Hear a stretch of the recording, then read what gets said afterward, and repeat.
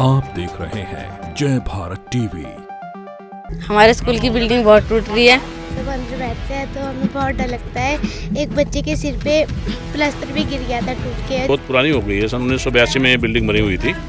इसके बाद जो है अभी इस पोजीशन में पहुंच गई है, लगभग 40-42 साल की ये बिल्डिंग हो गई है। बारिश होती है, हम अंदर बैठते हैं तो हमें डर लगता है, फिर हमारा पढ़ाई पे फोकस नहीं होता है एकदम।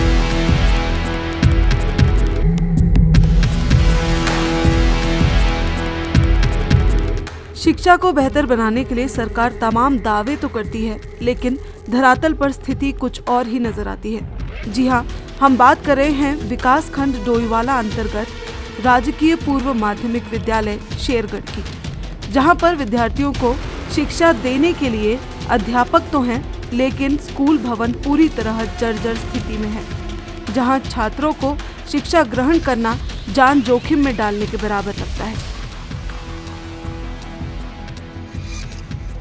स्कूल की बिल्डिंग बहुत टूट रही है। जैसे कि हमारे जो सीनियर बच्चे थे उनके भी सर पे एक बार बिल्डिंग का वो प्लास्टर गिर गया था, इसलिए अब हमें भारी बैठना पड़ता है। जब बारिश होती है तो हमें डर लगता है कि कहीं ये बिल्डिंग ना गिर जाए हमारे ऊपर, इसलिए बहुत ख़राब है। और हम जब अंदर बैठते हैं तो हमें बहुत डर लगता है।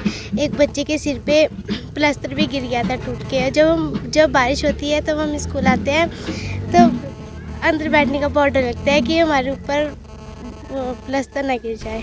सरकार शिक्षा पर करोड़ों रुपए तो खर्च करती है, पर जमीनी हालात इन छात्र छात्राओं पर भारी पड़ती दिख रही हैं। अगर हम बात करें डोईवाला विधानसभा क्षेत्र की, तो यहाँ के विधायक लगभग 4 सालों तक प्रदेश के मुख्यमंत्री भी रहे और उनके सीएम बनने से यहाँ की जनता को बड़ी उम्मीदें भी थी। पर आज डोईवाला के दर्जनों स्कूलों की जर्जर स्थिति को देख सरकार की मंशा पर सवाल खड़े होते हैं। हालांकि स्कूल को लेकर कांग्रेस कार्यकर्ता कई बार आवाज उठा चुके हैं, पर स्कूल भवन बनाए जाने की फाइलें सरकारी कार्यालयों में दफन होकर रह जाती हैं, जिसका खामियाजा इन बच्चों को भुगतना पड़ रहा है। स्कूल की इमारत जर्जर होने की वजह से कई बार छत पर प्लास्टर गिर गया, जिससे छात्र चोटिल भी हो गए और इसके बाद स्कूल प्रशासन ने छात्रों की शिक्षाएं खुले आसमान के नीचे चलाना ही ठीक समझा, लेकिन बरसात के दिनों में मुश्किलें और बढ़ गई।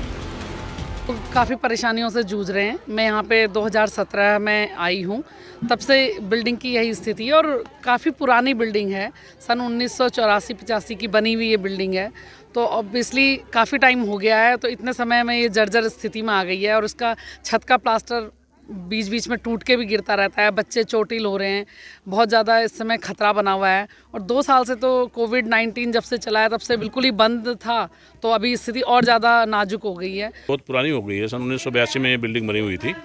उसके बाद जो है अभी इस पोजीशन में पहुंच गई है, लगभग 40-42 साल की ये बिल्डिंग हो गई है कि अब इसमें बैठ के जो है बच्चों को पढ़ाना जो है वो मुनासिब नहीं है, क्योंकि अंदर से बिल्डिंग का जो लेंटर है वो इतना कमज़ोर हो गया है कि प्लास्टर गिर गया है और नीचे से सरिये जो है वो चमकते हैं।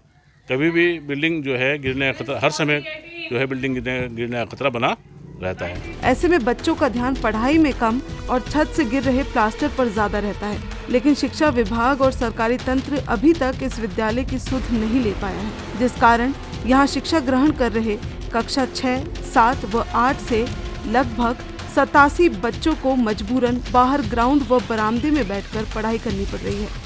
ये विद्यालय वर्षों पुराना और जर्जर होने के बावजूद भी सरकार ने इसकी ओर अभी तक बिल्कुल भी ध्यान नहीं दिया है। डोईवाला से आसिफ हसन की रिपोर्ट।